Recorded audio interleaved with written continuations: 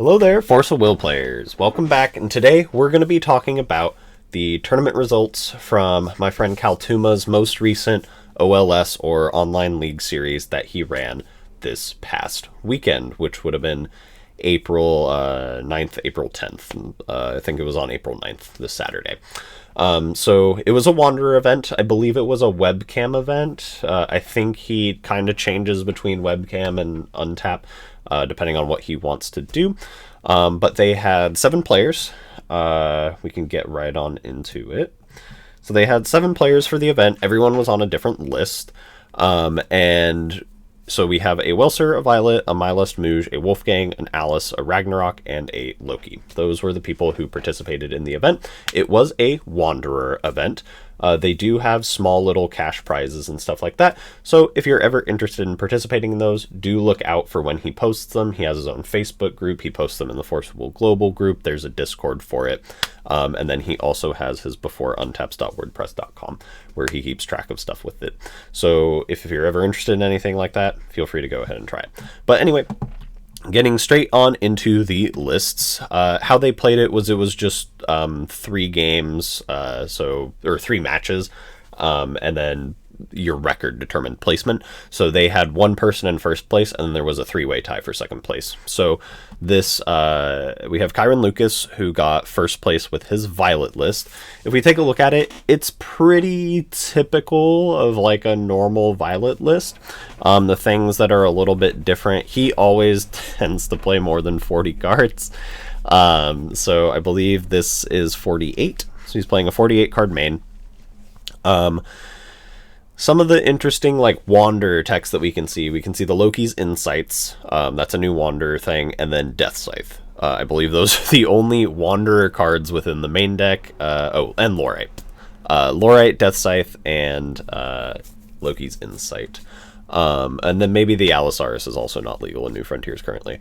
But so Loki's Insight, it's a very good, just blue card that allows you to rip cards that have quick cast. A lot of stuff has quick cast, so typically you're going to be able to get value off of it. It allows you to rip 2 cards. So it's 2 cards for the price of 1. It can be played at instant speed. It's 2 mana itself. So it's just like a good value card. He has the 2 Setting the Stage of Providence, very strong for Violet, coming into just any format. Interesting choice here. I think he decided to play one of every Atom in the main, because he has the 1 White Garden, the 1 Void, and the 1 Magical Loveliness, which tend to be the 3 that you kind of move away from. But it looks like he played one of all of them within the main. The ones that he kind of spec'd higher on, we see the 4 Dark Prom, the 4 Everfrost, and the 4 Brave Force. So just higher counts of those atoms, just the good Destruction Atom, Draw Power, etc., etc. Only 3 Baja, and then 4 Atomic Turbulence. He does also have the 1 Firestorm. Some things that we've noticed, Tachyon is very powerful within the format, allowing you to copy Loki's Insights, for example, or other things like that. You can copy your opponent's Atomic Turbulences if you're playing the mirror match. Tachyon just has a lot of value. Outside of that, it looks like a pretty standard list. The Allosaurus is because there are a couple reasons for Allosaurus. One, it does prevent you from decking out, if that is ever an issue. At 48 cards, I certainly hope it isn't, with how fast Wanderer typically is as a format. The other thing is the 2 mana. In the event that your opponent somehow removes your Bajas, it serves as a way to rip Baja back, or bring back an Atom that you want that's in your RFG after you removed it via a Baja, a Firestorm, etc., etc., right? In his stone lineup, you see it's basically Wanderer stones, 2 duals, 2 blue-red, 4 Moonshade, 3 of the Atom Stone, and then 1 Ragstone. The 1 Ragstone is useful in decks that like to flip their ruler, because it allows you to always kind of have that threat while maintaining mana. Hitting it on turn 1 can feel a little bad, especially in this, in most decks, honestly, but it does have that function. And then you see Fair's Spell, Exorcist Mage, just good card dot side deck, basically. Third Boon to cancel cards that are getting played early, Academy Guard to slow down the pace of the game, and then extra 1-ofs of the other cards in his deck, and a Winch of Quenched Fire for the mirror. Moving on, Ragnarok. We haven't seen a lot of Ragnarok. Minha, who I believe was, Minha, excuse me, Minha loves playing Ragnarok. It's like one of his favorite decks. So he plays it all the time. I am not super familiar with Ragnarok. So I will attempt to go over what I think are the main play lines, or at least the more powerful play lines that Ragnarok has. But if he does watch this video, he can correct me in the comments section in how he wanted this deck to play. The big thing with Ragnarok, and this is very prevalent within New Frontiers itself, New Frontiers does not have a good way to deal with cards at sorcery speed that cost more than 1 mana. So, like, what do I mean by that? So, like, any 2 mana, 3 mana CMC card are typically harder to deal with than a 1 mana CMC card, specifically 2 mana. And the reason for that is because the only deck that can possibly counter a 2 mana sorcery speed spell after getting 1 turn would be Brunhild's Seal, or just like Pandora's Seal. Basically, if you get a Pandora into play that releases the Seal of Light cards and you have a number 13 in your hand, I believe that is the only deck that can cancel stuff like that, outside of having to do weird stuff with like Dinner Time. So the reason for... So with that, 2 mana sorcery speed cards are kind of in a very safe place. Sorcery speed in general is in a more safe place, and then 2 mana is the safest, because if you go to 3 mana, then it becomes third boonable. So even if they bring it in like post sideboard, they can still get third boon. But or if they bring third boon in post sideboard, you can get third boon. So what are the good play lines that we can see probably for Ragnarok going into a game? One, he gets to start with 3 mana, right? So his ability is a little bit weird, but if you choose the mana option, it is considered a will ability, so it can't be stopped by like Lorite or anything like that. So with his will ability, you get 3 mana just off the bat, and then he gets to play his stone, 4 of it, because it doesn't enter play tapped if it's Rag, and then 4 Moonshade, and then 2 of whatever you want. So you have 8 5-color stones, where you're not really playing at like a disadvantage. So like you don't need Ruler's Memoria or Adarochte's Memoria, right? The cards where you have to kind of have a little bit of a stipulation. So he gets to have 3 mana of basically whatever he wants. So what are the good plays that he can do with that is what we're trying to look at. So down here at the bottom, we have 7 Deadly Sins. So 7 Deadly Sins, putting into play something like a Griffin, putting into play something like a Garyon, putting into play, I mean, Ultramagic Stone Golem is probably not the play, turn 1 at least, but putting into play like an Athenia at instant speed is also possible. It rips stones out, stuff like that. Those are potential turn 1 plays. Other potential turn 1 plays, Magna's Guardian Beast. Depending on what your hand is, you could potentially loop pretty early. So if you see he has the Selective Decapitation up here and the Rezard, if you get a good enough early hand... Is he playing Dinner Time? I don't think he's playing Dinner Time. So maybe you can't do it on turn 1. But like Magna's Guardian Beast, or maybe you can. I'd have to like think. This deck's so weird. So like if you Magna's Guardian Beast on turn 1, right, it can be Lore-righted, but if you do end up playing it, and then you can search out Wind Servant of Ragnarok and Water Servant of Ragnarok, that'll draw you 3 cards, produce you 3 mana, and then you play Rezard off of the 3 mana, and then you add Brawly, the green and the blue, and then they get added back to hand, and then you can play the green one again, and then you can play the blue one again because of the mana. You can play Selective Decapitation, and then you can go infinite. So that's that's like a play line that the deck has. So it just has these random combo loops that the deck works with, like they're good, but because the deck is all singleton, it makes it a little bit less consistent. Otherwise it just looks primarily like good stuff. The witches confuse me. He'd have to tell me why he's playing those 2 witches and not like an extra pumpkin witch, I guess, or like just not have a pumpkin witch in general. Other than that, like Glint, Loki's, the the giants, because he can just activate Ragnarok in order to proc one of the giants if it's early in the game. All these are just other good cards, right? Other things he can do on turn 1, Gru's Ballista's secret technique with Ragnarok's effect to put it into play before you even call a stone, so you just go up mana immediately in the game. But yeah, otherwise, just looking at this, it just looks like good stuff, deck. Shahrazad taps because you have the stone, and yeah, that's kind of all I can really see. The combo line just being with the servants, Adam Brawley and Rezard, or selective decap and Rezard, stuff like that. But yeah, that looks to be about it. So if he has any other lines he wants to go over or go more in depth in the comment section, he is feel free to do so. He is a much more knowledgeable player about this deck than I am. But anyway, he got second with the Ragnarok list, so it's doing something, right? Then we have Derek Muguineza, who played Alice Order.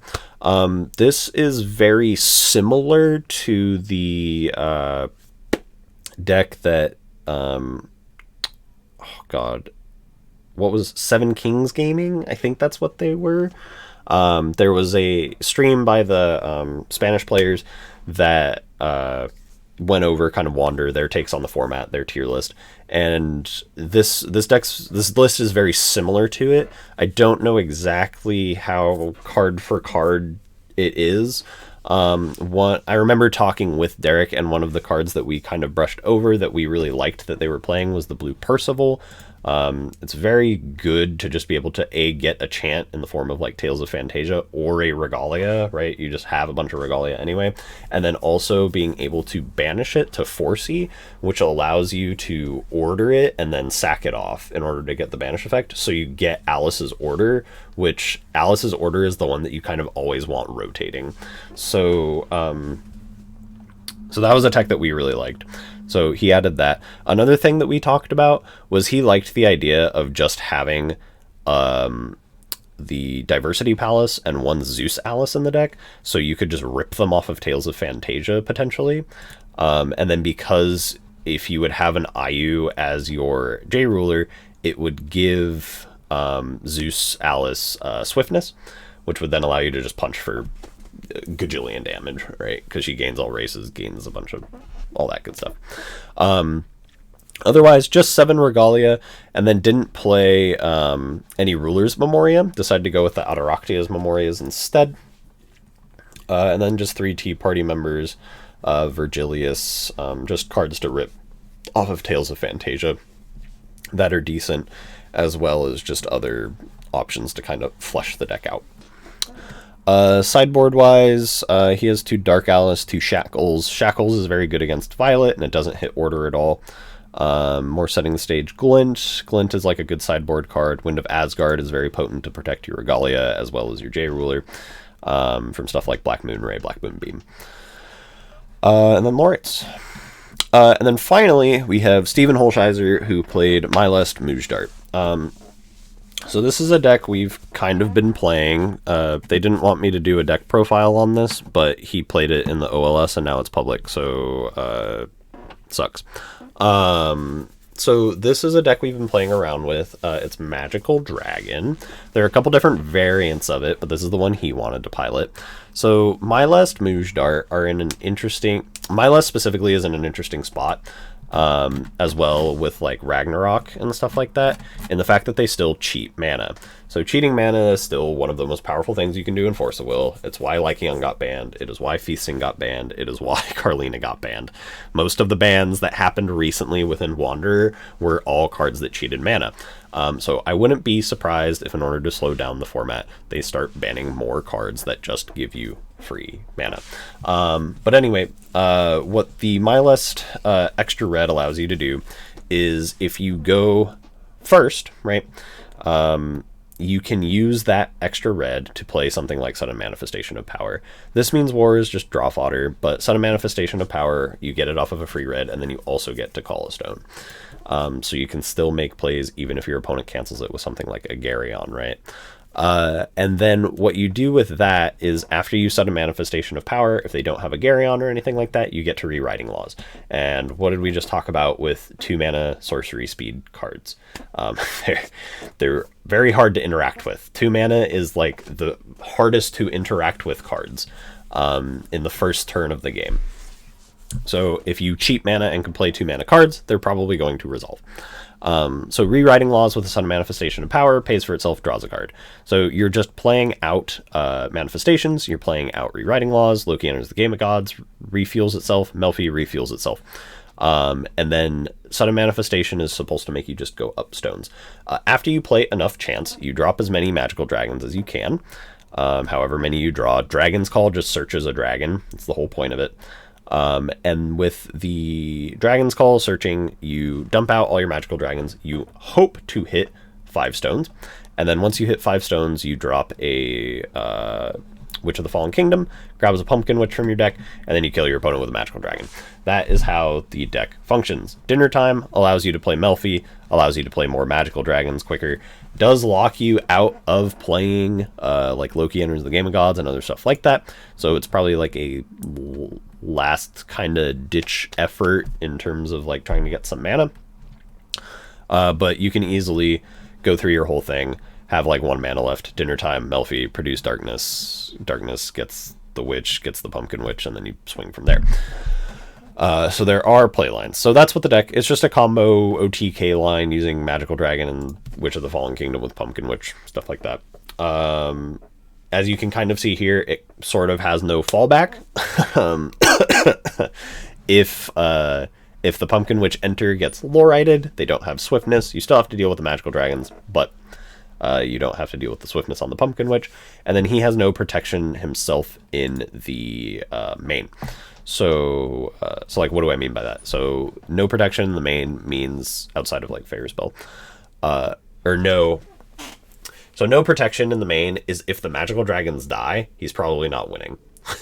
Because if you look at the rest of the deck, the only like prevalent stat lined resonators are the magical dragons. Witch of the Fallen Kingdom's a 4/4. I think Attendant is like a 4/6, maybe like a 5/7, something in there.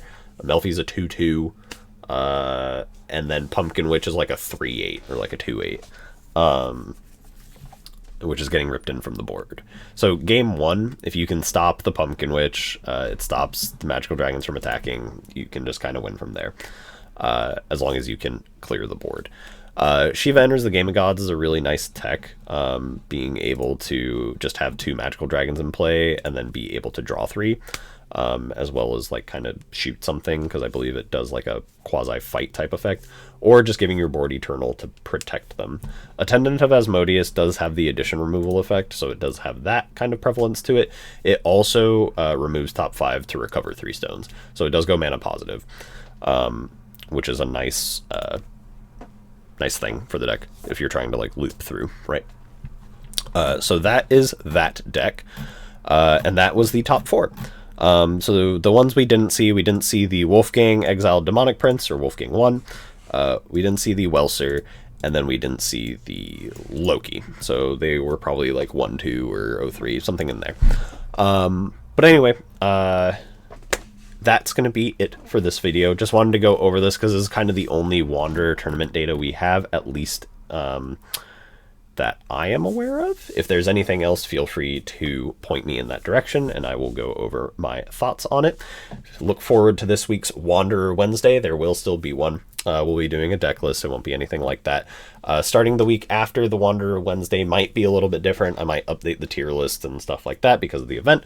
But other than that, I've been Charlie DeMille. Thank you so much for watching. Hope you have a great rest of your day. Bye.